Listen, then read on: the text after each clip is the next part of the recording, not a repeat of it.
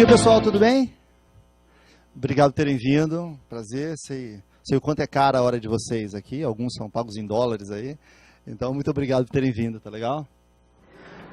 Bom, nós estamos aqui hoje para um debate, um talk show sobre o livro Pesquisa de Opinião Pública, Teoria, Prática e Estudos de Caso, do Alexandre Correia Lima. Eu agradeço muito o teu convite, Alexandre, para ajudar a mediar, para a gente fazer aqui uma conversa sobre o seu livro, também a ABEP e a SBPM. E eu queria começar a nossa conversa, primeiro acho que, até pela natureza, né, da discussão e da questão de ser um livro, acho que a gente pode fazer uma coisa relativamente, né, aberta, né, para participação, se tiver algum tema, se que alguém não queira perder a oportunidade de já fazer uma discussão, acho que seria legal se a gente pegar alguns ganchos, porque o livro é realmente muito rico, né? Quando eu fiz a leitura aqui do livro do Alexandre para fazer esse debate, uma primeira coisa que me chamou muito a atenção, e eu queria colocar isso para ele, nós fizemos até algumas conversas sobre o conteúdo do livro, né, a importância de uma publicação, a importância da própria ABEP promover, né, esse debate, uma discussão de livro, que é uma coisa cada vez mais rara no Brasil, né? Eu queria já te elogiar em função de que eu acho que hoje até escrever um livro é uma coisa é um ato até de generosidade, porque na nossa área tem tantos profissionais com tanta experiência e nós temos pouca produção, né? Não só acadêmica, mesmo produção totalmente acadêmica, né? Eu acho que é relativamente escassa no Brasil, né, sobre o tema, como a experiência de tantos bons profissionais, né, que toda a história da pesquisa tem no Brasil, e esses profissionais também produzem pouco, né?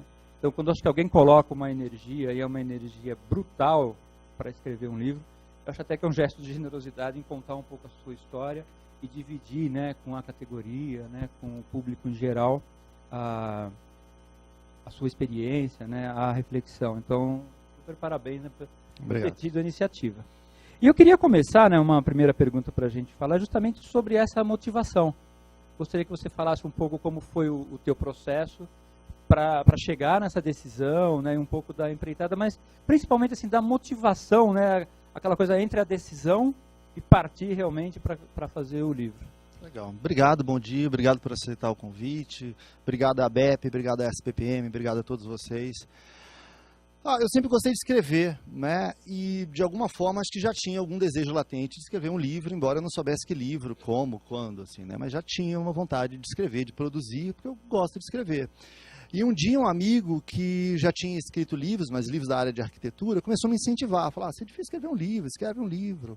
Eu falei, mas precisa definir o tema. Falar, escreve sobre aquilo que você mais faz, sobre aquilo que você já costuma praticar, que era o caso pesquisa, e muita pesquisa de opinião, né? E eu estava com uma certa dificuldade de achar um tema, né? Eu queria achar um tema muito específico, de nicho, assim, como interpretar pesquisa, o futuro da pesquisa, enfim. E ele falou, não pira não. Escreve sobre aquilo que é mais óbvio, que é mais natural, algo que você já faça. E à época, eu estava ministrando numa pós-graduação da Universidade de Taubaté um módulo Pesquisa de Opinião Pública e Eleitorais. Eu falei, então fala sobre isso, você já tem a espinha dorsal disso, você escreve sobre isso, né? Então foi a partir disso. Agora, a motivação é porque eu gosto de escrever e eu já tinha vontade de escrever um livro. E é realmente um desafio, assim, escrever um livro é subir uma montanha, assim, é muito mais trabalhoso do que a gente possa pensar, assim, mas ao final é um trabalho gratificante, assim, né? Algo que consome muito tempo, e as pessoas brincam muito, sempre com essa história, agora que eu falei de escrever um livro, as pessoas vêm e falam, plantou um livro, já tem filho, agora é plantar uma árvore, né? E eu estava pensando o porquê dessas três coisas, mas acho que acho que uma das maiores angústias do ser humano é porque a gente morre, né? A gente é finito. Né? Todos os filósofos dizem que a maior angústia nossa é porque a gente sabe que a gente tem data de validade, só não sabe quando, mas a gente sabe que a gente não vai ficar para sempre. E ter filhos, plantar árvore e deixar um livro é uma forma de não morrer, é uma forma de transcendência, é deixar um pouquinho de você aqui e de fato não é nem pela retribuição, né, material, porque nada, do ponto de vista pragmático financeiro, nada paga centenas de horas ou milhares, sei lá, que você passa elaborando um livro, mas é um pouco essa coisa de deixar um pouquinho de você né? Acho que ter filho, plantar árvore, escrever um livro tem um pouco disso, de um desejo de transcendência, sem nenhuma soberba nisso, mas só uma constatação de que acho que é legal você deixar o registro em livro daquilo que você sabe. Eu tive muita dificuldade no meu início de carreira, não achei muita bibliografia, né? Então acho que é legal que profissionais tenham acesso, novos profissionais. Acho que é uma forma. Acho que a remuneração não é uma remuneração tangível, é uma remuneração emocional, de satisfação pessoal, profissional, de ver esse filho, meu terceiro filho, primeiro de papel, nascer. Né? Não, muito bom você dividir isso. Mas um pouco ainda nessa linha, eu queria que você falasse um pouco do levantamento que você fez, né, bibliográfico, para fazer o livro. Porque eu vi que foi bastante extenso. E se a gente pegar, né, eu também dou aula, né, em universidade, nós temos pouquíssima bibliografia no Brasil. Isso para mim é uma coisa imperdoável. Não só para a nossa área, obviamente, estou falando, né? Não só assim da produção acadêmica, como dos profissionais. Eu lembro assim de alguns profissionais que eu tive a honra de conviver e que tinham contribuições tão grandes, né? Só lembrando o Dr. Otávio, Eugênia, o Olsen, né? Tanta gente assim que teria uma contribuição e por diversos motivos, né, não conseguiu colocar isso. Mesmo traduções, nós estávamos conversando um pouco antes aqui da reunião, o livro do Walter Lippmann, que é de 1920 e pouco, ele só foi traduzido para o português nos anos 2000, 80 anos depois. Então a gente tem uma carência tão grande, assim, já da produção acadêmica para subsidiar a nossa atividade de pesquisa, e nós temos os próprios profissionais que poderiam acrescentar muito e por vários motivos não o fazem, né? Então eu queria que você falasse até um pouco dessa bibliografia que você navegou, das dificuldades que você teve, até para enriquecer e ajudar, né, quem quer entrar nessa área também, né, se orientar um pouco. Claro. Após o convite, a decisão de eu escrever o livro, o que acontece? Eu parti para uma etapa deixa eu pesquisar o que já se escreveu sobre pesquisa, o que já se falou sobre o tema, né? E acho que foi a minha primeira surpresa. Tem muito pouca coisa brasileira, de lavra nacional mesmo, assim, né? Cheguei até a me questionar, falou, eu não estou pesquisando direito esse acervo, eu achei muito estranho. Você tem muita pesquisa de marketing, títulos importados que vêm dos Estados Unidos, da Inglaterra, sobretudo, né, Estados Unidos, mas produção nacional até tinha, mas muito esparsa, assim. Parece que não forma um corpo muito sólido, assim, de literatura, de bibliografia nacional. Foi a primeira surpresa minha, né? Eu falei, opa, ou eu estou diante de uma tremenda oportunidade de mercado, ou isso é uma ideia de jirico, não faz nenhum sentido escrever livro de pesquisa, não é possível que um século de atividade, né, quase, tenha tão poucos títulos assim. E eu me surpreendi de fato, né? Então, a minha primeira etapa foi essa. Eu já tinha alguma bibliografia, tinha lido o livro bem no início da minha carreira, do Fauzi Najib, que eu acho legal, pesquisa de marketing, tinha outros títulos. Mas eu me surpreendi com a certa carência de títulos nacionais, né, que a gente tem no Brasil, né? E o que acontece? Aí comprei muita literatura americana, e eu tenho assim amigos na Argentina, amigos na Colômbia, amigos em outros lugares, profissionais que eu já tive a oportunidade de trabalhar, e fiquei atazanando eles, falar, me manda título, me indica aí o que tem legal aí no México, o que tem legal aí na Colômbia, o que tem legal aí na Argentina, né? E tentei ler muita literatura que eu consegui, eu li, né? E foi um trabalho exaustivo. Eu diria que quase desses 4 anos que se sucederam entre eu decidir escrever o livro e ele chegar às bancas em fevereiro desse ano,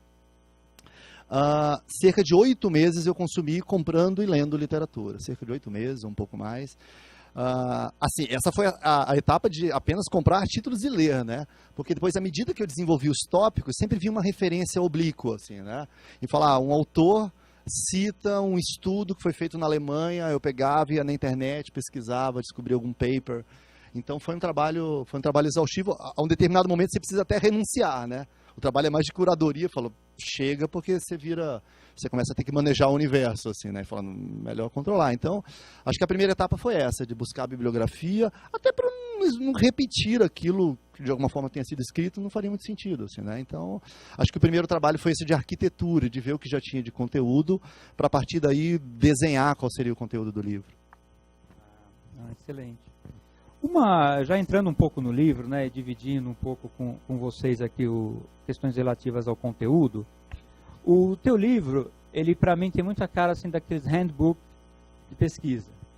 porque ele realmente ele elenca de uma forma tão detalhada os aspectos ligados, né, à área de pesquisa, que ele funciona assim como um excelente guia, né, para qualquer pessoa que queira entender, começar a entrar nessa área. Obviamente, em algumas áreas, como você está comentando, um pouco mais profundamente, em outras faz menção, pelo menos, a vários conceitos, né, bastante importantes. Então, ele funciona como uma... E a outra vantagem, né, de ser essa coisa de handbook é que você pode também ler capítulos específicos, não tem uma sequência, né, necessariamente. Sim. Você pode ler só a parte mais de metodologia, ou quem já conhece um pouco de metodologia, se focar mais na parte de análise, ou da introdução, né, sobre história da pesquisa e tal. Então ele é muito amplo nesse aspecto. Acho que é uma excelente contribuição, principalmente para quem quer entrar, ter uma noção, né, total da área, né. E o que eu queria te perguntar, porque o título Pesquisa de Opinião Pública, eu acho que ele até limita um pouco o conteúdo do seu livro, né? Ele é muito mais amplo, ele fala das várias outras áreas de pesquisa, né? Então eu queria que você comentasse um pouco, né, do porquê, né, do foco que você deu, inclusive, no título, né? Sendo que o livro é até maior que isso, né? Quem tiver interesse em outras áreas pode comprar, porque vai detalhar diversos outros segmentos da área de pesquisa, não só de opinião pública e eleitoral, né? Sim, o que acontece? Ele tem esse título porque ele nasce com o DNA do meu curso, né? A ideia original era derivar um livro da pós-graduação que eu ministrava numa universidade sobre pesquisa de opinião pública e eleitorais. Mas aquele curso que eu ministrava eram 6 sábados, né? E é impossível você exaurir esse tema em 6 sábados. Então o curso tinha evidentes hiatos, lacunas muito claras, assim, porque não tinha como eu falar sobre tudo de pesquisa em 6 sábados. E ao escrever livro, ao transpor isso para o papel, eu comecei a ficar incomodado.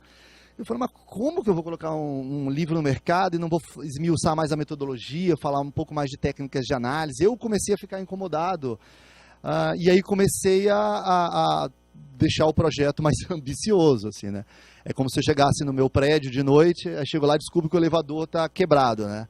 Aí eu falo, putz, vou ter que subir até o 10º andar a pé. Aí você vai e sobe as escadas até o 10º andar. Aí você chega lá e fala, tô bem. Por que não escalar o Everest? Então, ele começa com um projeto de um livro de 100 páginas e no fim virou um livro de 400 em que eu comecei a ter que filtrar coisas, assim. Mas por conta disso, ele começa para ser especificamente de opinião pública e eleitorais, e aí depois eu começo a enxergar nele lacunas, fico incomodado e começo a querer preenchê-lo melhor, né? Só que nesse caminho, ele acaba, tem muita intersecção, né? Ou seja, a parte metodológica, por exemplo, de pesquisa de opinião pública, ela é aplicável a uma pesquisa de mercado, a uma pesquisa de audiência, a uma pesquisa de clima interno, né? Então, ela tem boa parte da metodologia ou do conteúdo que está aqui, você transpõe ele para outras áreas da pesquisa. Então, nesse sentido, ele é mais amplo, realmente, de fato, do que puramente pesquisa de opinião pública, assim, né? Então, eu acho que a pessoa, mesmo que ela seja mais de uma outra área da pesquisa, né, de um outro ramo, nesse livro ela também vai encontrar elementos que vão ajudar nesse sentido. Ainda que a maior parte dos estudos de casa, a maior parte dos exemplos, tenham essa ênfase mais ancorada em opinião pública, em eleitorais, porque esse foi o DNA original da ideia do livro, assim, né? Mas, de fato, quando eu quis expandir o escopo, eu acabei abarcando outras áreas que são aplicáveis a outras técnicas de pesquisa também. Mas, bom, obviamente eu adoro a área de opinião pública. Achei excelente que você tenha até colocado, né, no título. Mas acho que é um recado importante, né, para os que estão aqui, para os interessados no seu livro, que ele é até muito mais amplo do que simplesmente a questão da opinião pública, que já trata bem, né, principalmente no capítulo sobre análise, né, interpretação dos temas relativos à opinião pública, né. A estrutura, né, da tua obra, eu gostei também bastante, né, principalmente dos capítulos 1 e 2. O capítulo 1 é uma introdução, mas é uma introdução muito detalhada. Inclusive você fala bastante, né, da história da opinião pública, né, e não só, desculpa, mas também da história da pesquisa junto.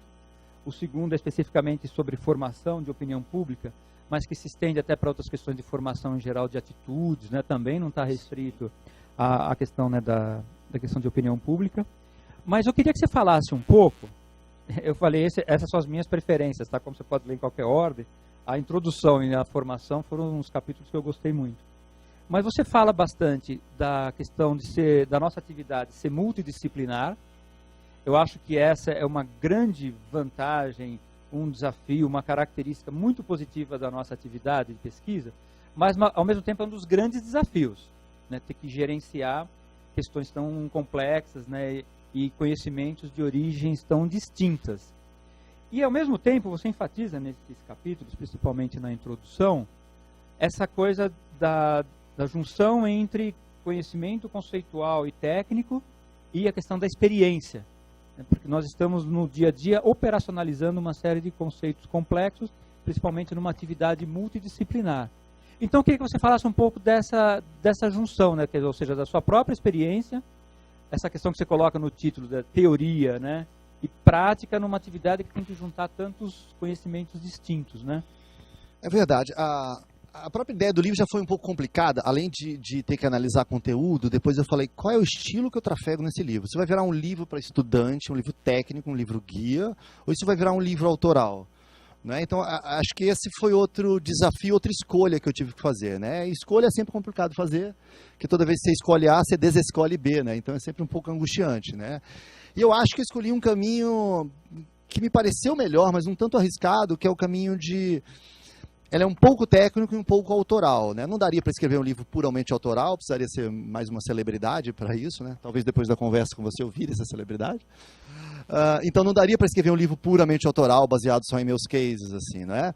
E ao mesmo tempo eu tinha medo de um livro muito denso, muito chato, um livro puramente teórico, sabe? Um livro maçante que você não vê a hora de acabá-lo, sabe? Um livro muito rebuscado, cabeçoide. Então eu tentei trafegar nesse fio da navalha, que ele é técnico, ele esmiuça as teorias, mas explicando de um jeito leve, de um jeito descontraído, né? O que pode ser bom, que às vezes você consegue o melhor de dois mundos, de dar a técnica, mas de um jeito mais leve, como é um risco também, porque você pode conseguir nenhuma das duas coisas, né? Ele não é nem técnico. Acho que eu consegui me equilibrar tanto quanto possível nessas duas coisas. O livro, de fato, ele tem uma estrutura modular, né? Você pode lê-lo separadamente. Deixa eu ler só sobre margem de erro que eu estou querendo saber. Deixa eu ler só sobre interpretação. Deixa eu ler só sobre o futuro da pesquisa. Mas ele tem um encadeamento lógico. Ele começa com o passado, né? Ele fala como surgiu a pesquisa, e ele termina no futuro. Qual provavelmente, que é uma seara um pouco pantanosa, né? Para a gente falar sobre o futuro de qualquer atividade no mundo que muda tanto como a gente está hoje, e ele termina com o futuro. E eu também gostei muito, mesmo falar de passado foi legal, né? Porque a indústria de pesquisa ela tem cerca de 100 anos, né? A indústria de pesquisa de opinião ela tem algo como um século, né? Mas pesquisando mais e tentando entender mais, a gente olha assim que, se for olhar na Bíblia, Jesus chegou para o povo e falou, povo, vocês querem quem eu liberto, Jesus ou Barrabás? Na Bíblia já tem uma pesquisa de opinião pública. Né? As lutas de gladiadores na Roma antiga, embora o imperador fosse soberano para decidir o destino daquele infeliz que perdia, muitas vezes era o público, né? Por gestos, né? Gestos feitos com as mãos que decidia. Era uma pesquisa de opinião pública, de alguma forma, mesmo que ainda a gente estivesse muito longe de qualquer conceito de democracia, né, que vem surgir só depois do iluminismo, é um conceito mais recente, né? A gente teve as assembleias atenienses na Roma antiga, mas é um conceito meio novo, democracia, né? Mas a gente já tinha rudimentos do que poderia ser uma pesquisa de opinião pública de modo muito antigo, né? E termina com o futuro. E nessa introdução eu falo desse desafio da multidisciplinaridade da pesquisa, né? Porque sociologia é importante, você precisa ter fundamentos sociológicos, você está falando de pessoas, somos seres sociais, somos seres gregários, a gente precisa entender de sociologia, mas eu preciso entender de psicologia, mas eu preciso entender, do minimamente que seja, de técnicas e estatísticas, né? Porque se a matemática é a lógica por trás das certezas, a probabilidade, a estatística é a lógica por trás das incertezas. Ou seja, é o que está gerindo incerteza. Eu preciso saber um pouco de estatística, eu preciso saber de gestão de projetos. Em última instância, eu preciso entender de gente.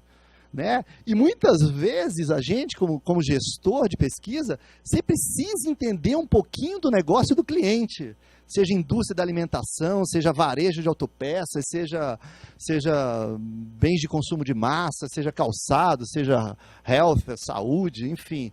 Né? Então, eu acho que o profissional sênior, e a gente estava muito discutindo isso com o Paulo, dos desafios da nossa profissão para o futuro também, ele precisa ser capaz de, eu diria que de ser sócio do problema do cliente. E a gente só consegue isso quando a gente já tem um pouco de estrada, né? Quando você já consegue conjugar minimamente, gerir essa miríade de competências ou de habilidades que a atividade de pesquisa de alguma forma demanda. Eu vou ainda falar queria falar um pouquinho mais desse ponto, que eu acho tão importante, e acho que esse é um desafio muito grande da nossa atividade, né? E não é só hoje, talvez hoje por uma série de aspectos ele tenha se intensificado, né? Eu dou um exemplo, assim, também quando eu comento esse tema, principalmente em aulas, né, comparando com outros serviços sofisticados, tanto quanto pesquisa, como escritórios de advogados, né? Eu falo, a advocacia é um serviço também muito sofisticado, exige muito conhecimento, só que no escritório de advogado, o estagiário e o advogado mais sênior, eles têm a mesma formação. Eles trabalham, né, com uma matriz mental igual. Então isso facilita o processo de você formatar, entregar aquele serviço, aquele conhecimento que o escritório gera. No nosso caso, nós trabalhamos com conhecimentos tão diversos e algumas vezes, né, talvez não devesse ser, mas estanques. Então o cara do campo, ele não entende, né, para falar de uma parte ainda tradicional da pesquisa, que é a pesquisa, digamos, face-to-face, o cara de campo não entende de estatística e talvez não precisasse, o cara de processamento não sabe como é desenhada a amostra, e tem que haver uma coordenação desses conhecimentos todos, né? Eu acho que você passa por esses aspectos aqui no livro, mas até gostaria que você falasse um pouco mais dessa dificuldade, né, que se impõe, né, já há algum tempo, mas inclusive hoje, porque esses conhecimentos todos em cada uma das áreas, você já mencionou isso, cada área dessa que a gente entra, ela se expande em 1000 possibilidades. Vai falar de questionário, tem bibliografia, estudos, pessoas importantes, amostragem é um mundo também próprio, ou seja, todos esses são mundos, né, em si mesmos. Então eu queria que você falasse um pouco dessa junção, né, do que você observou, não só no teu levantamento, mas na experiência de como gerenciar conhecimentos, né, das dificuldades, né, e às vezes dos benefícios de fazer essa gestão. Claro, o que talvez tenha facilitado para mim é assim, eu sou dono de uma empresa de pesquisas há mais de 20 anos e é uma empresa pequena. Isso é muito ruim porque eu não ganho dinheiro. Mas, em compensação, eu sou obrigado a trafegar por todas as áreas. Os questionários, muitas vezes, passam por mim. As amostras passam por mim. Eu não faço tudo, mas é difícil algo que não passe, ou que não tenha passado ao longo desses 20 anos por mim. Então, eu fui obrigado, por conta de não poder ter departamentos especializados só em uma área, a lidar com cada um desses campos do conhecimento, né? Então, ao longo desses 20 e tantos anos, eu ajudei a desenhar muita amostra, ajudei a desenhar questionário, interpretei, fui no cliente entender qual era a demanda dele, depois eu voltei no cliente para trazer as soluções através dos insights da pesquisa para aquele problema que originou a pesquisa, ajudei, embora isso seja a área que eu menos faço, mas já entrevistei, já fui na rua, eu me enfio em grupos de quali, fico atrás da sala espelho assistindo, enfim.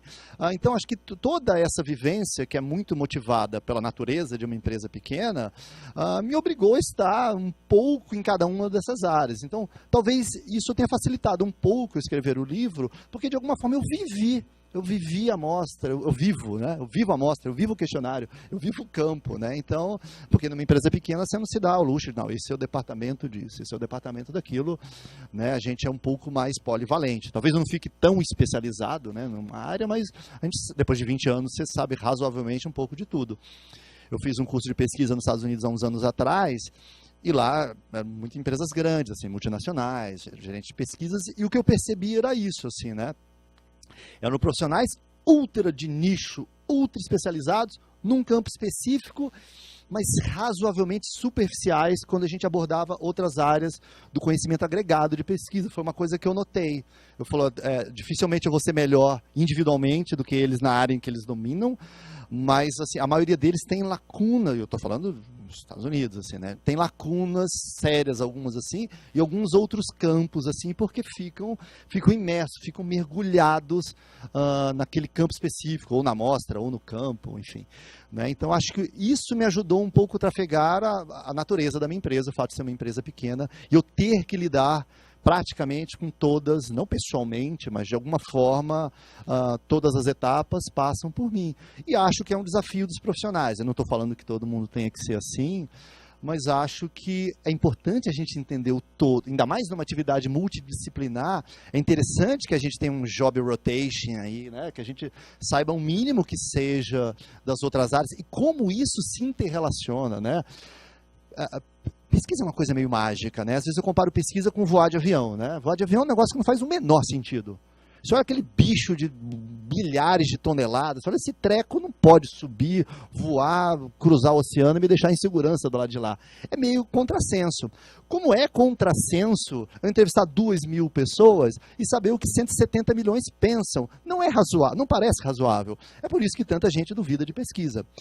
Mas assim como a indústria aeronáutica funciona, ela funciona porque é uma série de etapas muito bem coordenadas entre si, desde antes do avião sair até o avião pousar.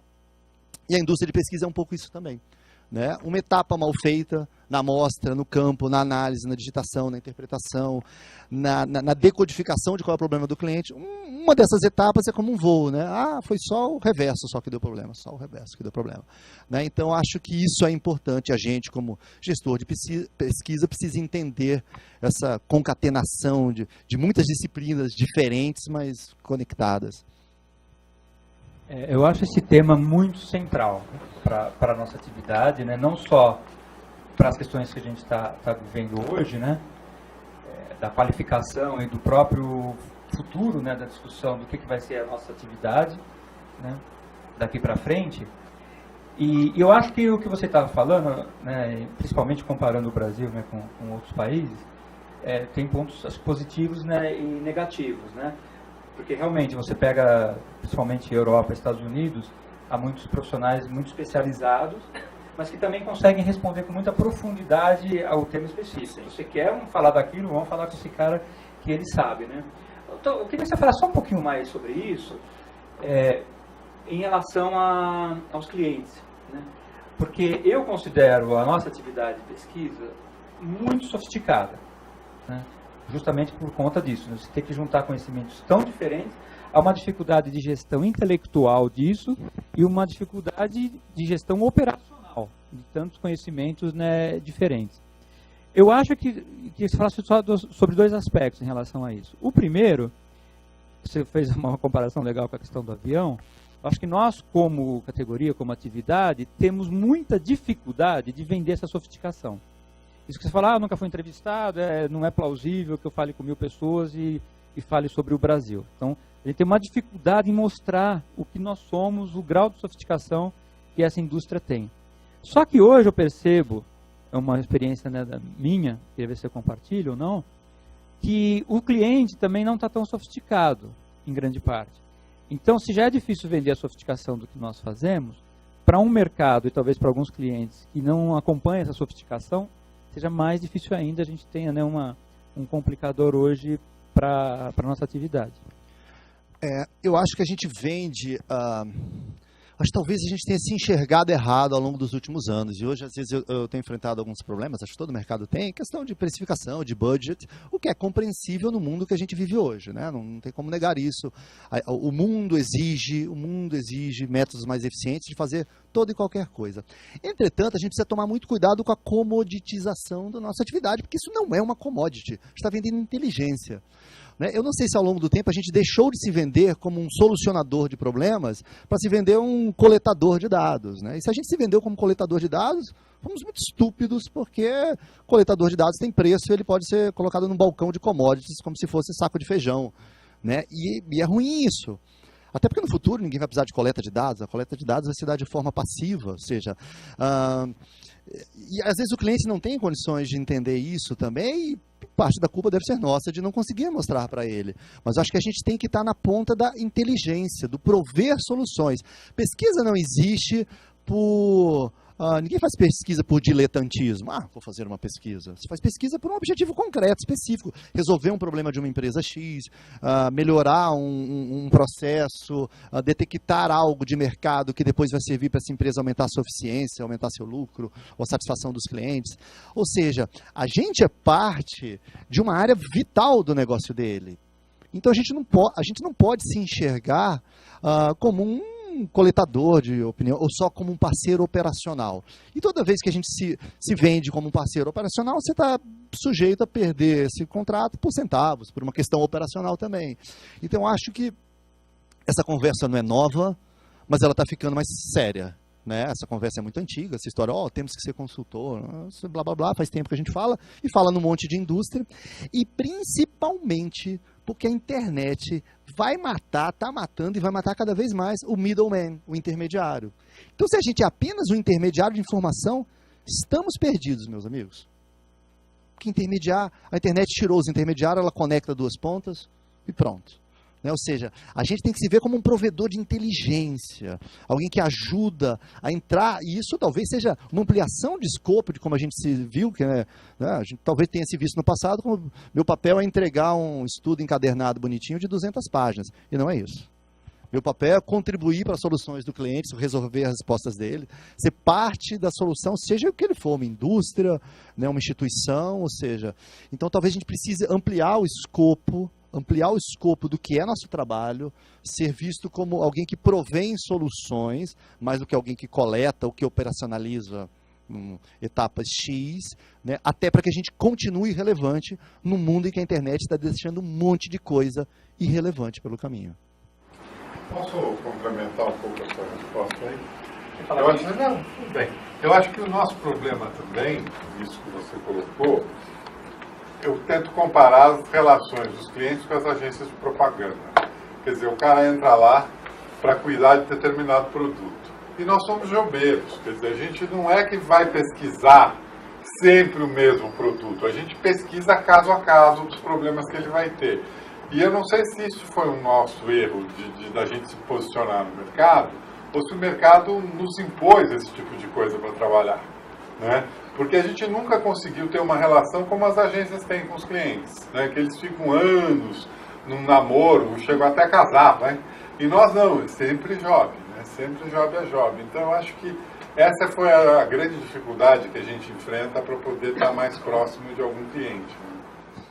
Bom, mesmo o mercado da propaganda está com a faca no pescoço também, com o mundo mais digital, de mídia programática, mesmo esse mercado está. Mas, de fato, eles conseguem, até pela natureza das atividades, a pesquisa ela tem uma perecibilidade menor, mas não deveria servir de desculpa, né?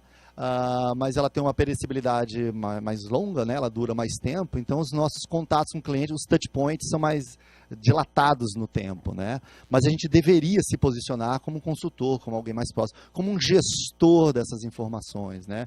Nesse sentido, o modelo de agência, de alguma consultoria, ou seja, de ser um braço externo do pensamento de marketing, né, da empresa, eles têm uma proximidade, né, o modelo de agência ele tem uma proximidade com o cliente, eles são muito melhores de se vender, porque a atividade deles é vender também, né, do que a gente, assim, mas isso é uma falha nossa, da indústria, assim, né. Agora, a internet está provocando uma revolução, está todo mundo tendo que se reinventar, do taxista ao agente público, todo mundo está tendo que se reinventar. Eu concordo, Duílio, com você. Eu acho super importante, né, essa discussão. Eu acho que houve um momento em que essas questões se colocaram, né, assim, um momento que eu considero assim, importante foi quando começou a ter, mais ou menos nos anos 80, a consolidação, né, de uma atividade um pouco mais artesanal e consultiva que era para a concentração em grandes grupos e tal. Né. O que eu acho que nós, talvez não tenhamos feito naquela época como setor, né, mas vale a pena, né, e você como presidente aqui, é muito importante realmente, né, encaminhar essa discussão. Acho que teve ali dois problemas. Um é que parte do mercado não percebeu essa importância que você falou. Achou, né, você acreditava que aquele modelo antigo poderia continuar, né, na relação que você falou com os clientes, uma relação de parceria e tal. E a maior prova, né, de que o discurso não correspondia tanto à prática, né, de ser consultor, de fornecer análises e tal, foi a essa que a gente não conseguiu se impor. Então, acho que um problema foi esse, assim, uma parte achou que conseguiria levar aquele modelo, e outra parte, talvez seja o pior, percebeu, mas não teve como reagir. Nós não tivemos uma força, mesmo sabendo que um processo estava em desenvolvimento, nós não conseguimos reagir. Porque quando você fala isso da questão dessas dificuldades, ser multidisciplinar e atuar e tudo mais, o que eu fico imaginando, e que, de certa forma, o mercado de pesquisa tem mais um discurso sobre a sua importância e está perdendo a relevância, porque não consegue provar esse discurso, apesar de eu achar que é uma das atividades mais sofisticadas que tem na área de ciências humanas, ele não consegue. Uma coisa que poderia fazer, por exemplo, se a ABEP deveria programar eventos desse tipo, de discussão de um livro, de uma publicação, praticamente todo mês. Agora, ela não vai fazer isso porque não tem produção. Como que eles vão conseguir lançar um livro por mês se tem um a cada 10 anos? Você não tem. Então, a própria ABEP, ela não tem como fazer essa promoção se o nosso segmento não produz. Não existe essa relação jovem a jovem, é mais uma relação jovem a jovem do que uma relação duradoura, sei lá, 5, 6 anos de compartilhando. E o próprio cliente, às vezes, ele te pede uma solução para o seu caso, mas, ao mesmo tempo, como você falou, ele não te abre, e até que ponto que o cliente está pagando por essa inteligência, ele não está pagando apenas pela coleta do dado. Eu acho que é uma questão que eu não sei até que ponto que isso está acontecendo. Quer dizer, esses insights são tão importantes para essa indústria, mas até que ponto ela está pagando por essa informação, que é fundamental, e está te dando instrumentos para que você faça uma análise correta. É verdade. Então, eu vou adicionar mais uma categoria ao rol de atividades multidisciplinares que a gente tem. Vendedor. Toda categoria precisa saber se vender, então a gente faltou a última aqui, que é ser vendedor, porque a gente precisa, é parte da nossa atividade. Às vezes eu vou fazer pesquisa, e, quer dizer, entra em projetos, aí a empresa, o cliente começa a discutir, mas quanto você vai gastar? E equipe, isso e aquilo. Daqui a pouco ia entrar na minha planilha de custos, que obviamente eu não vou abrir, até para vocês não chorarem. Mas o que acontece? Você pergunta, se você for fazer um transplante de coração com médico, uma cirurgia, o que ele gasta? Uma luva cirúrgica de R$1,80? O que tem ali de valor agregado? Tem a faculdade de medicina, tem que você estar com a sua vida nas mãos dele, tem a ver experiência agregada, a confiança que você deposita, que aquela operação é vital para você e que logo você não tem que, sabe, a questão de preço passa a ser relativizada. Então, talvez também, acho que dentre essas muitas funções que a gente tem que ter, além de sociólogo, além de estatístico, além de psicólogo, além de gestor de processo, a gente precisa ser vendedor também, E é difícil, de ser vendedor também. E aí já começa, um desafio. Alguma dessas etapas a gente não deve estar conseguindo. Fatalmente, uma delas é a de ser vendedor, assim, porque eu acho que...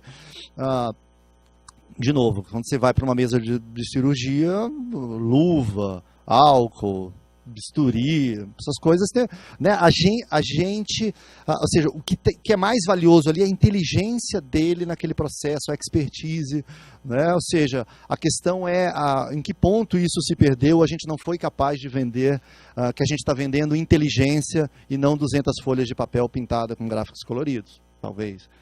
Estou exagerando, estou deixando de um jeito um pouco metafórico, hiperbólico, ok, mas só para fazer o ponto, Se você falasse um pouco mais desse capítulo, até se você puder fazer alguma relação com o nosso momento atual, dessa questão das formações, de coisas que você tem acompanhado, usado um pouco dessa estrutura, desse framework que você monta ali nesse capítulo sobre formação da opinião pública, para a gente discutir um pouco, até já exemplificando aqui com a tua experiência e os modelos que você coloca lá da nossa análise. Sim, eu acho que essa questão da formação da opinião pública, para mim é fascinante, assim, porque parece laboratório de gente, assim, como que são formadas as opiniões, como é que uma moda pega, como é que uma não pega, como é que as coisas acontecem, E a gente vê que é um processo caleidoscópico, é como um monte de coisa colocada no liquidificador. Não é fácil, as pessoas querem decodificar, mas a gente sofre inúmeras fontes de influência, Desde a minha personalidade,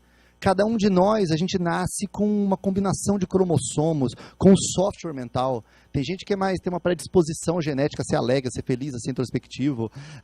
E isso afeta o modo como eu vejo o mundo, os amigos, o meu entorno, a sociedade, o que a mídia me traz. Ou seja, o resultado final, isso num indivíduo, o resultado final desse agregado que a gente chama de opinião pública é de uma riqueza de criação e de interconexões que é imponderável, assim, né? Então, essas teorias ajudam muito mais a gente entender o quão complexo é do que a gente fechar hermeticamente numa receita de bolo que não tem, assim, né? Agora, se era difícil, ficou muito mais. Porque todas essas teorias que a gente tem, dos filtros mediados, né? Muito do que chega até a gente chega mediado, está tendo que ser revisto por conta dessa revolução da informação que a gente vive. Né? Por exemplo, o influenciador. Classicamente, o influenciador é alguém que tem um ativo, um capital intelectual, monetário, de poder muito maior que a média. Assim, né? Então, classicamente, formador de opinião é um cara com escolaridade muito alta, com uma hierarquia muito alta, algo do gênero. E hoje em dia isso já é relativizado. A catadora de papel né, da periferia, ela pode ser uma formadora e uma influenciadora naquela sua comunidade. Um blogueiro influente, né, às vezes desprovido até de neurônios, pode ser um influenciador daquela turma, né, que o segue, que o admira. Ou seja, a internet empodera o indivíduo, e ao empoderar o indivíduo, ela embaralha essas cartas que a gente estava acostumado a jogar. Né? O próprio papel do líder, da mídia, você veja, 2013, é difícil você não traçar algum paralelo com essa transição, esse caos que o Brasil vive, com um pouco daqueles protestos caóticos de junho de 2013, todo mundo pedindo alguma coisa, e aquele não foi um movimento agendado por nenhuma mídia.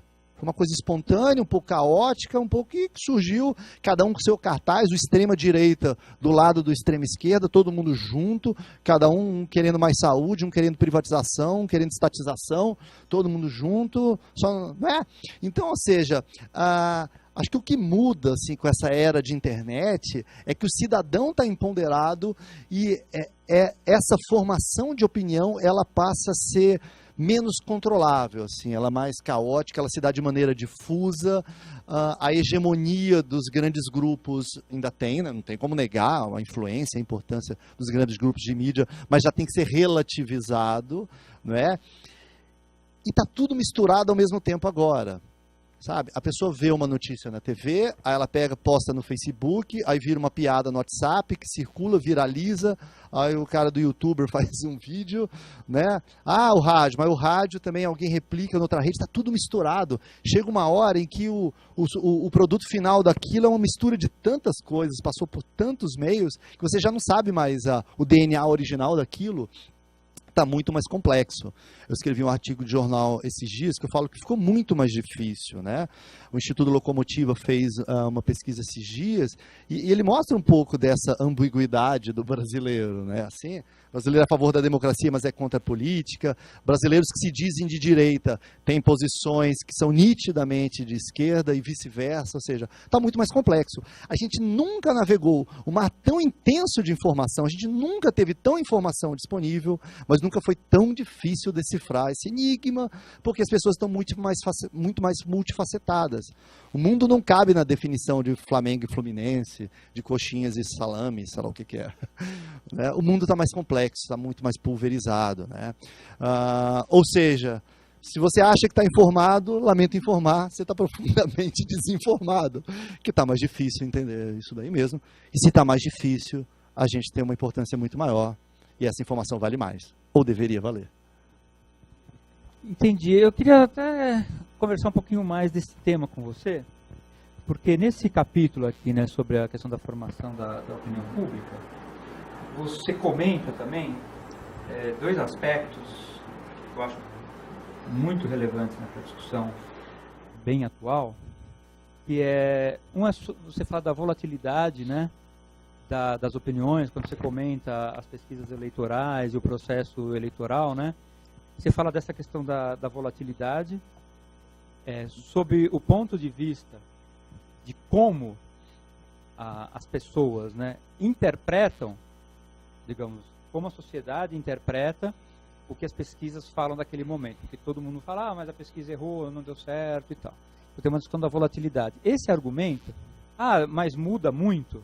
A opinião hoje em dia, né, por N aspectos, então a pesquisa tem uma dificuldade de capturar a opinião das pessoas, então não deu exatamente o resultado da pesquisa na urna e tal. E várias empresas usam muito essa discussão. Eu queria te ouvir um pouco sobre isso, mas até aí eu tenho uma pergunta bem pessoal para a gente debater um pouco, que é o seguinte: se nós, como indústria, como especialistas em capturar e discutir a opinião pública, né, ou mesmo outros fenômenos, se a gente reconhecer que tem um fenômeno tão rápido, que muda com tanta velocidade, e que talvez seja impossível captá-lo, por que a gente vai ter que jogar a toalha? Porque assim, eu não posso falar que eu estou errando porque uma coisa está difícil de ser feita. Se eu falo isso, mas eu errei porque era difícil mesmo. Tá. Então, eu acertei porque foi um acaso, deu certo. Não, eu errei porque mudou muito a opinião nessa eleição, na outra não mudou. A gente não pode, como segmento, ter um argumento de que naquele momento, naquela eleição, naquela situação, foi difícil. Isso pode ser verdade. Só que se nós reconhecermos que tem um fenômeno que está tão dinâmico que é praticamente impossível de ser captado, nós vamos ter que jogar a toalha como segmento. Falar, isso não dá mais para pesquisar.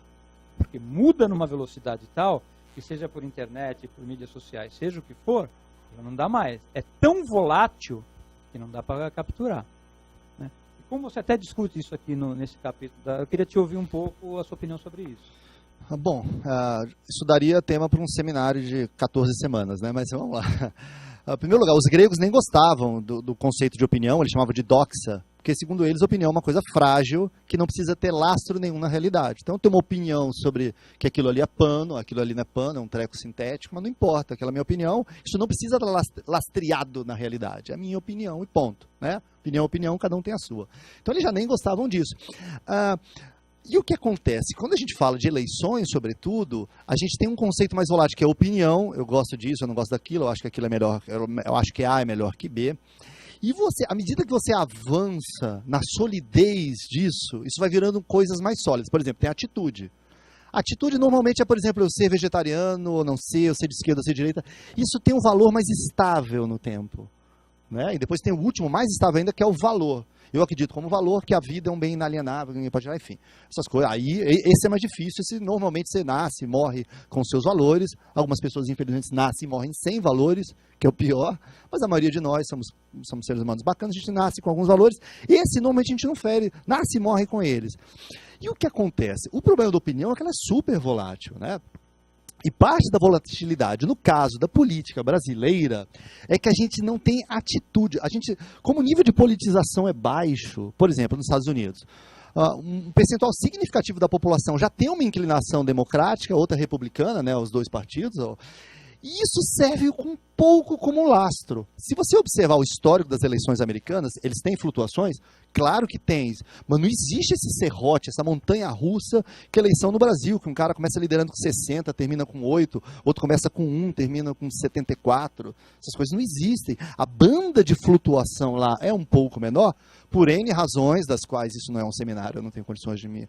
Mas uma das coisas é que o lastro ideológico ajuda a dar um pouco mais de estabilidade naquela opinião, e no Brasil não tem, seja porque os partidos não têm um programa partidário ou ideológico muito definido, seja pelo horroroso nível educacional brasileiro, que isso dificulta o acesso e o consumo de informação, seja pela crise de representatividade, uma série de coisas. Ou seja, é volátil sim. É volátil sim, não tem como negar que seja. Agora, o fato de ser volátil não nos imiscui, não tira a nossa responsabilidade sobre a informação que a gente entrega. Né? E aí, por isso que eu falo, e aí a gente tem um problema, inclusive um problema da mídia às vezes, que é aquela obsessão pela corrida de cavalo, mais do que o contexto. Assim, né? Então, a mídia aparece, fulano está com 40 em primeiro e Beltrano está com 22 em segundo. Mas às vezes é o de 22 que tem um conjunto de atributos que provavelmente vai crescer. Entendeu? Por exemplo, aqui, sei lá, se você pegar em São Paulo, assim, foi muito imprevisível o fenômeno Dória, mas era óbvio que ele não ele não continuaria naquele patamar baixo à medida que ele se tornasse conhecido, o PSDB tem uma máquina, ou seja, não dá para você analisar apenas o número frio, assim, né? É um desafio, mas se a gente quer vender informação para essa indústria, a gente precisa estar à altura desse desafio. E a primeira coisa é entender o que tem por trás dos números. Num dos capítulos eu falo da importância de ir além, né? Ir além. O Tolstói tem uma frase muito legal que fala assim: há quem passe pelo bosque e só veja lenha para a fogueira. Né? Ou seja, você não pode estar no bosque, que é um relatório, e ver só a lenha para a fogueira, ali, só o relatório dos números. Uma vez num cliente eu falei essa frase para ele, dizendo a importância, ele falou: mas se você fosse o Tolstói na Rússia de alguns séculos atrás, você só veria a lenha para a fogueira. Aí eu tenho cuidado em falar essa frase hoje em dia. Mas é isso, tem que extrair mais do relatório, tem que ir além.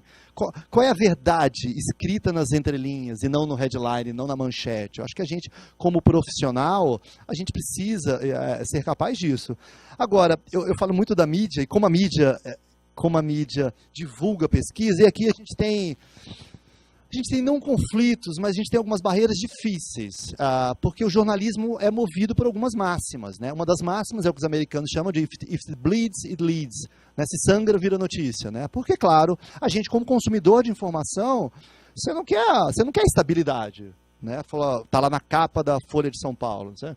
Economia continua na mesma, nada mudou nos últimos 48. Você quer uma notícia impactante, que mudou, que caiu, que subiu, que alguém morreu. É isso, a gente é atraído por isso. E esse desejo de ver novidade, onde às vezes tem instabilidade, gera essa atração pela corrida de cavalo, pelo lado inusitado da pesquisa. Mas a gente, como analista, a gente precisa ser capaz de ver mais do que lenha para a fogueira ali, entender o ecossistema daquele bosque, assim, né? Acho que é o nosso papel como analista, como intérprete, mostrar mais do que aquela fotografia inicial, muitas vezes superficial daquela realidade, né? É um desafio mesmo, assim, mas se a gente é da indústria, a gente tem que estar à altura desse desafio.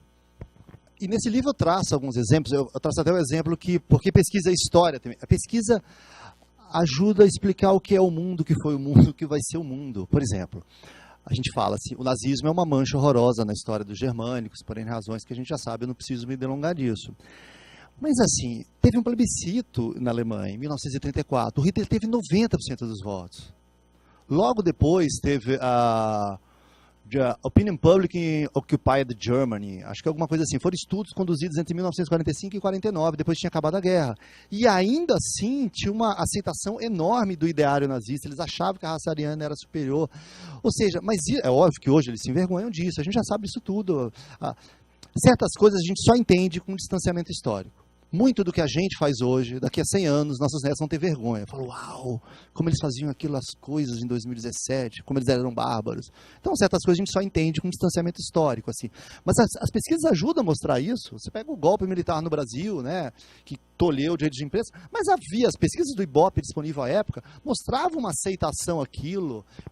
A população, em sua maioria, era contra a legalização do Partido Comunista. Não estou fazendo juízo de valor, estou só fazendo uma leitura histórica de que a pesquisa ajuda você ler o país, não é?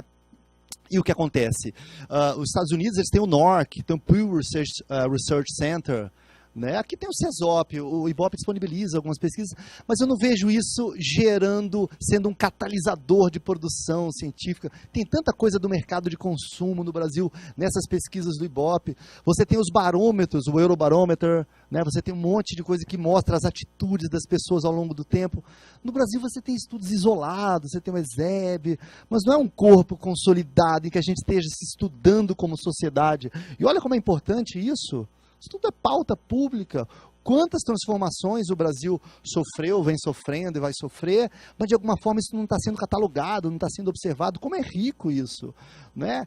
E se a gente conseguir isso, talvez a gente deixe de ser um pouco só laboratório para ser também um pouco intérprete, assim, né? A gente expanda, faça um upgrade do nosso papel. Né? Porque talvez seja mais cômodo, seja laboratório. Está aqui seu teleglicéride, está lá, leva para o seu médico, talvez seja mais cômodo para a gente. Ser médico é mais arriscado, é mais trabalhoso e ganha mais. Né? A consulta é mais cara. Ou seja, então eu acho que há muito mais para extrair do nosso papel de pesquisador, assim, e há muita, embora na iniciativa privada não tenha, Mas também não vejo por que a gente não pudesse buscar sponsors, eventualmente levar estudos de mercado, mas que não sejam específicos de uma corporação, que não sejam protegidos por sigilo. Mas no campo de opinião pública é riquíssima, até porque a opinião pública normalmente ela vem a público. Né? Quanta coisa, que manancial riquíssimo de informação para entender o Brasil, e a gente não usa. A gente não tem um centro de produção de conhecimento. Até tem, como eu falei, existem iniciativas isoladas, mas parece que não há muita adesão, isso não vira substrato para a mídia, para a pauta, para a gente se entender enquanto país. Razão. Eu acho que, em parte, né, nessa discussão do MES, laboratório, isso que você está comentando agora, Alexandre, é porque nós, na verdade, nós somos pautados, né, e nós não pautamos discussões, né. Essa transição talvez exigisse demais da gente como empresários e como setor, né, mas a gente fica muito a reboque das pautas, né. Quando você comentou a questão da análise política, né, que os jornalistas fazem, né, inclusive com muitas limitações, a BEP tinha várias iniciativas, né, de treinamentos para jornalistas entenderem pesquisa e tal. É uma iniciativa bem importante, hoje mais ainda, porque antes até a gente tinha... Exato. São tentativas hercúleas assim, né, de tentar melhorar a qualificação da leitura do nosso trabalho e realmente tem uma dificuldade muito grande, né, nesse processo. Nessa parte, ainda um pouco aqui da questão da opinião pública, você comenta no teu livro uma coisa que eu gostaria que você desenvolvesse um pouquinho aqui para a gente, que eu acho muito rico, é quando você fala que o poder ofusca, né? Você comenta lá um pouco, né, você fala muito isso do ponto de vista do político, né? Sim. De como ele tem uma dificuldade de fazer uma leitura realista de cenário, porque tem os assessores, pessoas que ficam filtrando, digamos assim, a realidade para ele, né? Mas você fala num momento também, um pouco, até você cita, não lembro exatamente agora, mas você cita o Nietzsche ali, né? Que é a forma como nós todos, como pessoas, nos esforçamos para ler um mundo. Uhum. Em geral, somos bem seletivos, né, no que a gente seleciona É verdade. para explicar o mundo, ou dar um certo sentido para o mundo, né? E acaba tendo essa coisa, né? Você acha que não usa essa palavra, mas tem um livro legal sobre isso, que é o auto-engano, né? Tanto do político quanto da gente, né, da população, nessa leitura cotidiana. Esse acho que é um aspecto muito importante e que dificulta, né, um pouco a leitura e a compreensão da nossa área, não só para alguns públicos especializados, mas como também para públicos leigos, né? E eu gostaria que você falasse um pouquinho mais dessa dificuldade, né? Eu até falo isso um pouco em aula também, assim, que, pelo menos por parte da população, eu entendo que as pessoas têm uma dificuldade, uma resistência de achar que a cabeça dela é desvendável. Uhum. Né? Porque se a gente pegar um screener assim, você é classe A ou B, tem tantos carros, estudou aonde, não sei o quê, a gente tem uma grande probabilidade de acertar a tendência política dessa pessoa simplesmente com algum screener, né? Agora, ninguém gosta de saber disso, que a gente é tão desvendável, né? Agora, com a questão da internet, nem se fala, né? Os caras falam que a gente vai votar lá só vendo nossos perfis. Verdade. E tal, né? Então, eu queria que você falasse um pouco, tanto do ponto de vista do político, que tem essa dificuldade, né, de ler o mundo com uma certa realidade, quanto também da população. Bom, em primeiro lugar, do ponto de vista político, né, o Guilherme pode falar mais do que eu, acho que a vitória numa eleição é uma bomba atômica de emoções, né? E é uma coisa muito intensa, muito forte, né? E o que acontece? Acho que essa memória emocional da vitória deixa ele com a sensação um pouco de inviolabilidade, de invencibilidade, assim, né? Acho que é uma coisa do ponto de vista emocional muito forte ganhar uma eleição, né? Ser aclamado. Então, e o que acontece? E o exercício do poder, ele é um pouco solitário às vezes, mas no Brasil, sobretudo nós latinos, somos um pouco, né, bajuladores, enfim, a gente tem um estilo próprio. E o que acontece? Ele fica muito blindado da realidade, né? Muitas vezes a realidade não chega nesse líder, não chega na velocidade ou na intensidade que deveria chegar. Então, é tudo muito filtrado, as pessoas que chegam, às vezes chegam com algum interesse secundário, aí falar, não posso entrar em atrito com ele, porque lá na frente posso precisar de alguma coisa. Então, essas coisas que ocorrem no bastidor do poder não permite que eles entendam a realidade como ela é. Por isso que eu falo da importância de pesquisa para ler de fato o que está havendo, porque a gente é muito... Eu digo, dei no caso um exemplo de homem público, de político, que isso é mais agudo, mas eu acho que até nas empresas. Não é à toa que se recomenda tanto que o empresário sai daí da cadeira e vai lá no supermercado, anda nas gôndolas, vê o que estão dizendo, vai para a rua, vai nas lojas, né? Ou seja, no ambiente político isso é muito mais agudo, né? Por todo o aparato que blinda ele nos palácios governamentais, né? Blinda ele da realidade muitas vezes. Então a pesquisa é muito importante para ver a vida como ela é, mas até no ambiente empresarial, privado também. Você precisa sair do seu escritório envidraçado da Berrini e ver o que está acontecendo lá no Capão Redondo, como é que as pessoas estão consumindo o seu produto, sabe? Então acho que é importante essa questão de você conseguir sair dessa blindagem da realidade que o poder às vezes te encastela. Isso é muito importante, né? Porque a vida e o poder, eles têm prazos de validade. É importante você saber gerir essa montanha-russa, que é uma carreira empresarial ou política. Acho que a nossa construção genética, a gente é construído geneticamente para fugir da dor e buscar o prazer, né? Então, a gente é construído geneticamente para falar, ali é desconfortável. Que hora que a gente corre na praia? Assim, quando a areia está muito quente. A areia estiver fofinha, fresca, você continua ali. Você corre, dá no pé, se a areia... Então, às vezes a gente só se move naturalmente, ou movido por um profundo senso de antecipação, ou quando a coisa está. Mas isso é natural. Assim, eu já tive alguns clientes que diziam, te apresentava a pesquisa, era ruim. Um deles chegou uma vez e falou, Alexandre, suas pesquisas me deixam deprimidos. Eu prefiro, vamos dar uma parada, vamos cancelar esse projeto aqui. Ele falou, não, veja bem, a realidade é melhor você saber agora do que saber lá na frente. E agora você tem mecanismos, né, de fazer um plano de ação, de melhorar as áreas que estão problemáticas. Mas eu falo, eles só estariam abertos mesmo, pelo menos para escutar, nessa época, né?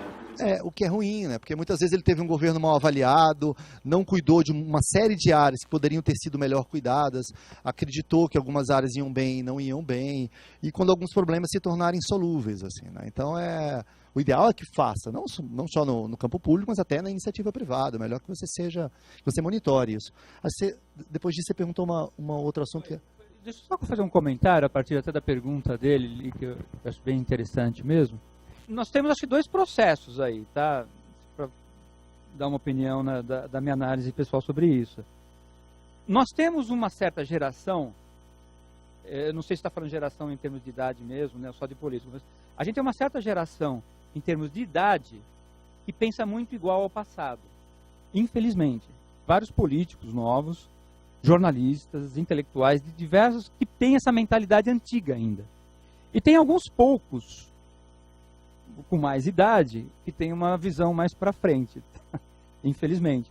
Então, eu não acho que simplesmente a nossa mudança de geração, né, daqueles que estão querendo assumir papéis institucionais, garanta uma melhora significativa nisso. Eu acho que, assim, a pressão social mais pulverizada vai ter um efeito nisso.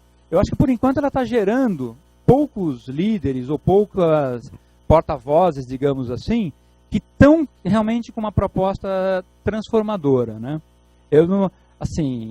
É só a gente observar o quadro político, as principais lideranças, e que ainda mais eles mantêm ainda um poder sobre as velhas estruturas, né, de segurar essa renovação.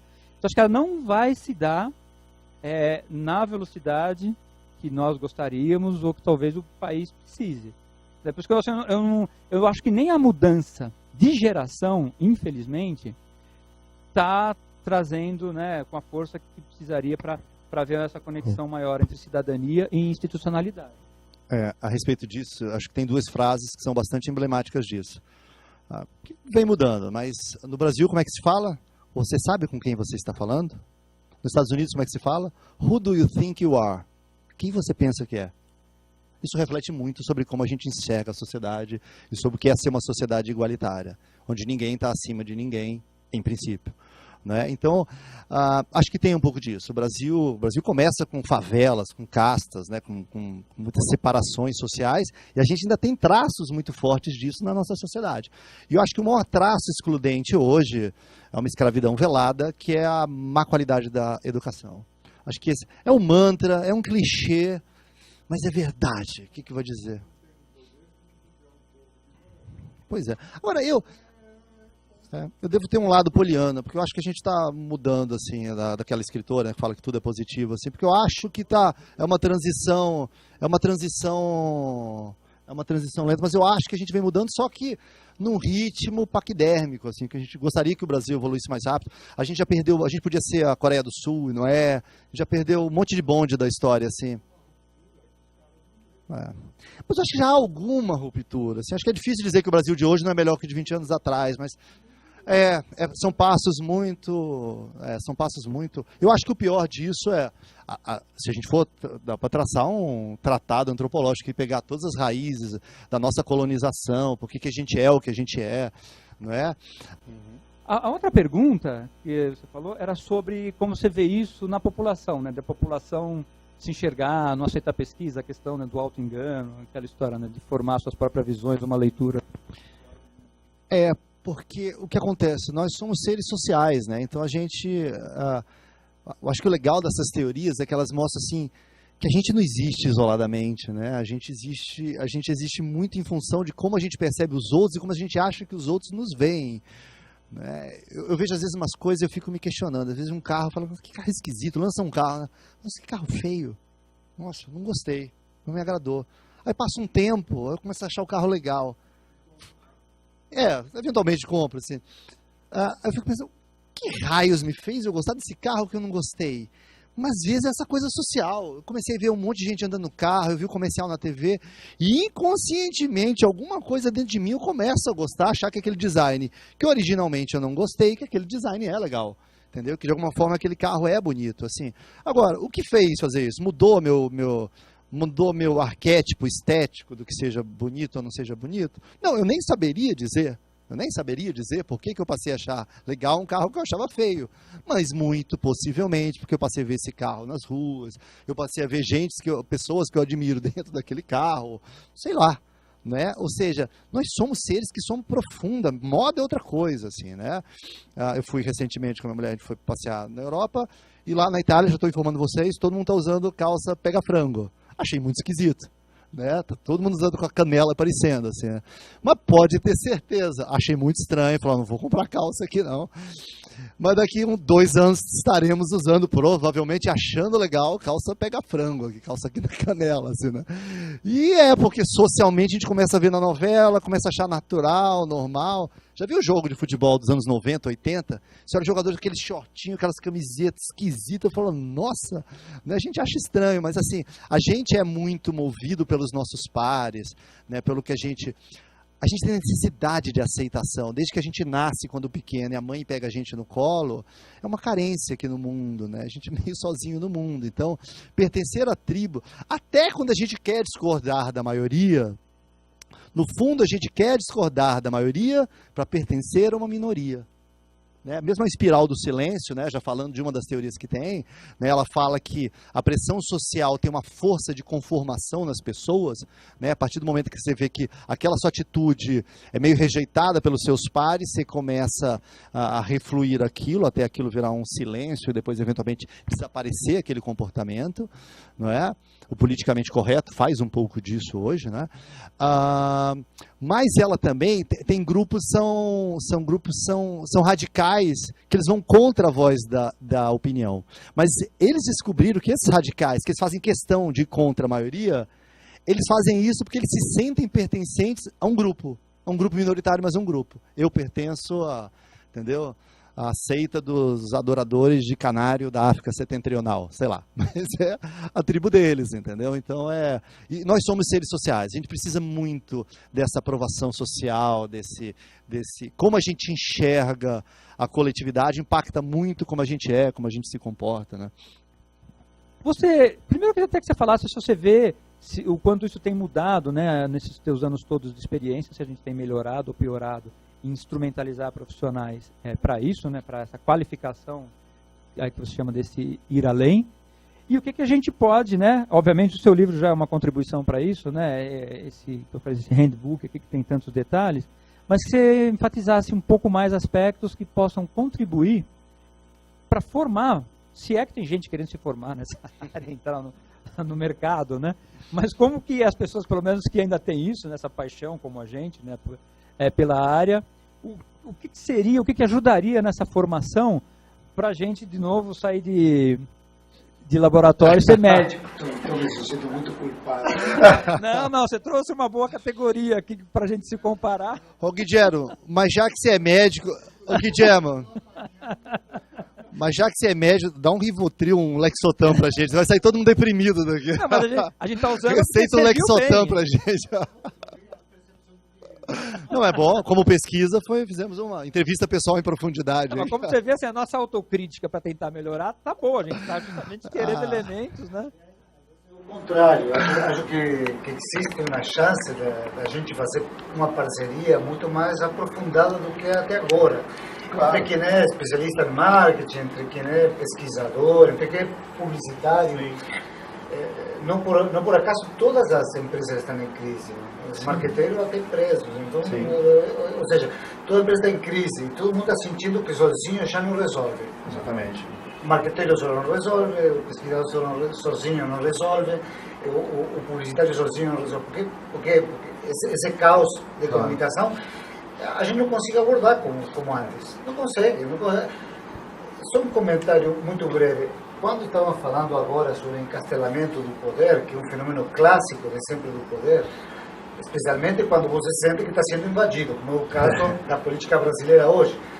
Tem um problema básico, tem uma demanda de igualdade de um lado, que está pedindo uma coisa, e do outro lado tem um setor que quer manter privilégios e não pode responder essa demanda de igualdade. Eu acho que a gente tem realmente um problema grave na questão de análise do cenário, porque hoje, e é um discurso que nós fazemos, né, como setor, a gente fala muito daquela história de que a pesquisa é uma foto, mas isso se eximindo da análise, não é complementando. Ah, não, desculpa, essa é a foto que eu tirei ontem, se não bate, não tenho muito o que fazer, né?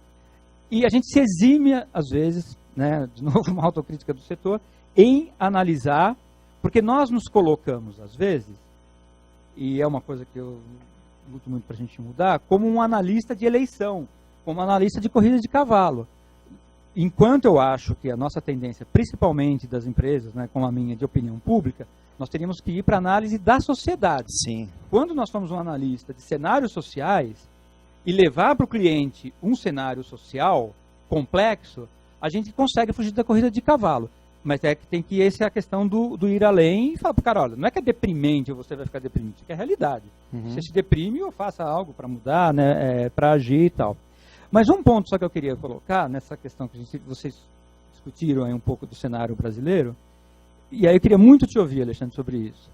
Essa dificuldade de análise da questão do ir além. Porque se nós tentarmos ser objetivos, houve uma sequência muito clara de dados, na minha visão, que explica uma parte do cenário e fala um pouco do futuro. Nós tivemos num período relativamente curto, assim, eleição de 2014, onde foi eleito um presidente, uma margem muito pequena, tendo feito uma campanha reconhecidamente dura, violenta, e que se desmentiu pouco tempo depois. Sim. Mais ou menos um ano e pouco depois, o presidente é deposto. E na eleição seguinte, mais ou menos de um ano depois, o ano passado, houve a eleição municipal, onde o partido do presidente, o partido que era hegemônico, foi massacrado numa eleição municipal. Esse é um quadro, claro, de dados, evolutivo, dando um cenário do que está acontecendo e de um possível cenário futuro. Sim. Agora, a qualidade dos analistas, tanto nós de pesquisas, quanto de um jornalista, ao falar sobre isso, ele não deveria fugir de uma visão óbvia de dado. Ah, não, mas não vai ser tão ruim, eu vou me recuperar disso, ok, entendeu? E por que essa dificuldade de todo mundo, não é só nossa? Eu vejo analistas políticos também com uma dificuldade de olhar objetivamente um cenário que dados mostram com uma certa clareza, né? Claro. Claro que hoje eu até tenho um capítulo no livro, um subcapítulo que eu falo profetas de retrovisor, né? A gente vê para que lado o goleiro pulou para a esquerda, falou, por que você não chutou na direita? Claro, né? Depois que o goleiro pulou para a direita fica fácil, né? Mas tudo isso já estava meio delineado, né? É por isso que eu enfatizo tanto a importância de analisar o conjunto inteiro do que está acontecendo naquela sociedade. Elementos já tinham. Os protestos de junho de 2013, toda aquela eclosão, tinha uma latência de insatisfação. Foi tudo muito difuso, tudo muito caleidoscópico, tudo muito misturado, mas assim, tinha ali gente dizendo assim, eu estou recebendo muito pouco pelo muito que eu estou pagando. Se a gente pudesse espremer, sairia mais isso. Estou pagando muito para vocês se lambuzarem aí, estou recebendo muito pouco. A inflação começando a sair do centro da meta, aqueles empregos que vinham sendo gerados ainda estava bom. Porque o que chocou o Brasil é que junho de 2013 ocorre quando a inflação ainda era começando a fugir do centro da meta, mas ainda estava boa. A Dilma estava com 65 de ótimo bom, sei lá. Então, ela vem no momento em que não parecia ter elementos objetivos para isso. Mas lá nos subterrâneos, as placas tectônicas já estavam se mexendo. Já tinha, sabe, uma água que vai subindo, uma hora cheguei e falou, agora chega, vocês passaram do limite. Não é mesmo? Então, quando você olha todo esse conjunto de indicadores, era meio que uma tragédia anunciada. E não uma tragédia anunciada só para o PT, mas para a classe política como um todo. A gente vive uma crise de representação. E o que acontece? E não é muito simples. Hoje a gente olha tudo em retrospectiva e começa a juntar os pedacinhos do quebra-cabeça. Agora vamos pegar uma sociedade ultra desenvolvida. Vamos pegar os Estados Unidos. Olha como eles se enganaram com Trump. Eles nunca imaginaram que aquele maluco de cabelo pintado pudesse virar o presidente da nação mais poderosa do país. E o que acontece? As pesquisas mostravam, era muito apertado. A Hillary, de fato, ganhou na contagem geral, mas lá como ele tem o winner take it all, né, dos estados, enfim, eu ganhou. Mas o que acontece? Acho que houve até, subjugaram aquela massa de americanos centrais excluídos por esse capitalismo, que estavam subjugaram a mídia, os setores elitizados, não acreditaram, falaram, não é possível, eles nem levaram em consideração. Eles não viram que estava 47-45, estava em pesquisa 47-45, 46-44, era isso que estava em pesquisa. Fecharam o olho, assim. No fundo, embora parecesse mais claro, e parecia até... esqueci o nome de um analista, ficou famoso, de um blogueiro lá que sempre acerta, ele também previu que tinha muito mais chance da Hillary. Mas no fundo, era um cenário apertado. Houve um certo menosprezo, ou seja, o tal dos filtros. Os seus óculos são cristalinos, então você tende a ver as coisas com as cores que elas têm. Mas se essa sua lente, porventura, fosse um pouco azulada, aquilo, sem ser azulado, pareceria azulado. E acho que foi isso como a mídia nos Estados Unidos viu. Elas acharam tão absurdo um maluco daquele ganhar, que meio que aquilo era plano Z para eles, assim. E não era. Meio país endossou aquele homem. E meio país praticamente já estava endossando nas pesquisas. Veja como é difícil ler, sobretudo quando aquela realidade vai muito contra umas cláusulas pétreas que a gente tem dentro da gente, não é? Eu acho que a gente vive um clima de deserto mesmo, não só um deserto moral, mas quanto um deserto de liderança, assim, né? E tá cheio de órfão. O eleitorado brasileiro está totalmente órfão. Existem os órfãos exatamente. Então, tem os órfãos do legado do PT, do Lula, etc. e tal, que estão envergonhados com a sigla, pelos métodos que adotaram e que sempre criticaram, e que também não enxergam uma liderança à altura, ou que não esteja sendo dragada, ou esteja na iminência, ou vá ser dragada por esses processos que existem. Na direita também não tem, o PSDB nunca soube se vender muito bem, né? Então ele também não conseguiu propor um modelo alternativo, diferente de país. O país inteiro errou. Não existe um projeto de Brasil. Ninguém foi capaz. Não há uma liderança que tenha proposto não um projeto de governo de 4 anos, mas um projeto de país. O que o Brasil quer ser em 2050? Ninguém traz isso. Nem centros de produção de conhecimento do Brasil, think tanks, dos poucos que a gente tem aqui, não se discute qual é o Brasil de 2050 que a gente quer. Não tem ninguém. Isso é um absurdo. A gente fala de política, mas nem as instituições estão discutindo isso? Pois é. Né? Então, assim, acho que esse deserto existe, tem essa orfandade, alguns estão sendo cooptados pelas mais diferentes vertentes, e a gente tem realmente um hiato muito grande que é derivado dessa crise de representação que a gente vive. Né? As pessoas não se sentem representadas por ninguém que está aí. Finalizar aqui o nosso bate-papo, né, que está sendo muito produtivo. Você tem mais ao final do teu livro também um capítulo interessante, que é sobre o futuro, né, da pesquisa, você discute um pouco. E queria então que você falasse, você vislumbra aí, né, tanto em termos, né, um pouco uma síntese até do que a gente já discutiu aqui, na nossa autocrítica e na questão do que a gente faz e poderia fazer melhor, e para o futuro, né? Tanto para o setor como para os próprios profissionais, né, que vão se beneficiar muito aí da leitura do seu livro. Acho que nada melhor para finalizar do que falar do futuro, né? Não só porque pela pesquisa de mercado visual que eu fiz, vocês devem estar com fome. Mas o que acontece? A gente vive num mundo revolucionário, né? Admirável mundo novo, né? A internet mudou tudo, mudou a forma como a gente namora, mudou a forma como a gente pede pizza, mudou a forma como a gente pede táxi, mudou a forma como a gente pesquisa empresa, mudou a forma como a gente assiste vídeo, mudou tudo, né? E o que acontece? E obviamente que ela muda a forma de fazer pesquisa também. Então a gente tem alguns fenômenos, né, que devem impactar muito o mundo da pesquisa no futuro. Não dá para prever tudo, porque prever tudo é caminhar em terreno muito pantanoso, mas alguns são óbvios, né? Primeiro o Big Data, né? Toda essa emergência. A gente produz dados toda hora. Meu celular está produzindo dados, né? Minha geolocalização produz dados. Eu deixo rastro na internet, no meu navegador, no meu tablet, no meu celular, com o meu cartão de crédito. Isso se a gente não for chipado, que tem gente dizendo aí que daqui a 2030 alguns países têm planos de chipar as pessoas, que aí é uma forma de identificação diplomática, passaporte, CPF, driver's license, está tudo dentro de um chip, assim, né? E o que acontece?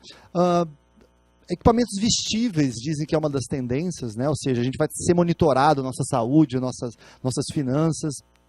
Acho que talvez uma das maiores impactos deva ser a captação de dados passivos. Não vai ser tão necessário coletar, né? O trabalho de coletar vai se dar de uma maneira passiva, porque a gente fica deixando dados no Facebook, na internet, no Twitter, no celular, no cartão de crédito.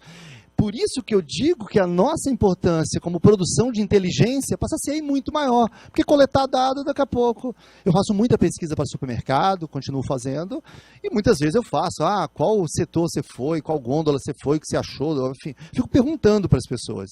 Eu fico imaginando numa loja virtual, não preciso perguntar nada, o algoritmo diz, ele sabe quantos minutos você ficou em cada página, se você clicou, não clicou, né, o eye tracking pode... Então, muito desses dados eu não preciso mais perguntar para as pessoas, eles são coletados passivamente.